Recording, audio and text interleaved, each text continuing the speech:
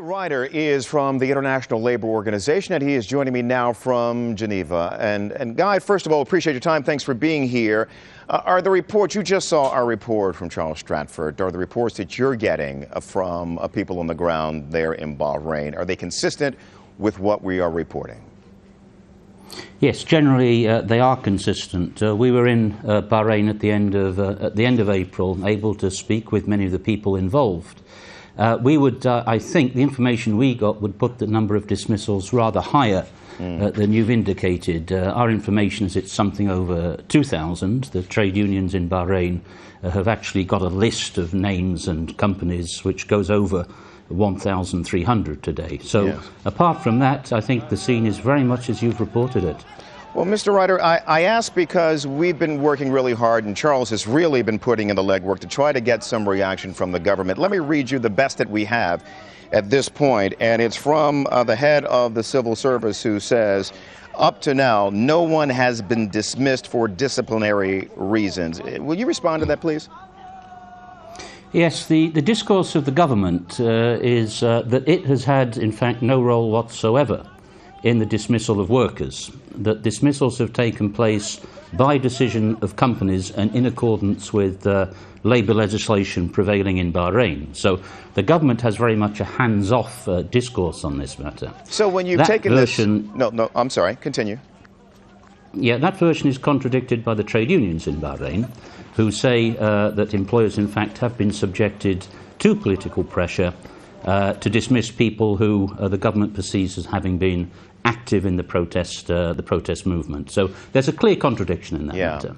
So what then, that leaves the people in the middle. So what do you say then to the workers, the people in Bahrain who are demonstrating, who are certainly interested in the pro-democracy movement, but also in fear of losing their livelihoods?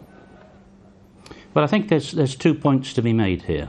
The first is, and it's worth recalling, that Bahrain has stood out over the last decade or so as perhaps the best example of progressive policies towards labour in the Gulf region. Bahrain stands out as a country with an independent trade union movement. That is not generally the case in the region. And it's existed since 2002. So there's a tradition of labour activism in the country. And one of the encouraging things, one of the encouraging messages that we got from the government in our conversations with them, is that despite the events of recent weeks, the government's clear intention is to proceed with the reform agenda and that trade unions will be a part of the future of the country. So the government is saying that they're counting with a trade union movement in the future. Now, what about the 2,000 plus people who find themselves out of work right now?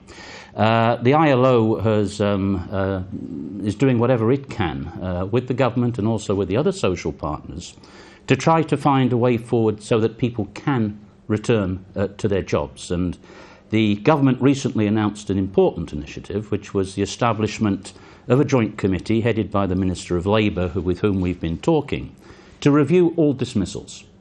And that review process is underway. It has been established, we are told, with a view towards full transparency in process and ensuring that every dismissal that happened was in accordance with due process and Bahraini legislation. Now, the results of that process should be coming through really in the next few days, within the next week. And we have some hope that that's going to be a way to get people back to work, which is surely a way forward for the country. Well, we will be anxious to see the findings of that report. Mr. Ryder, we appreciate it. Thank you for your time.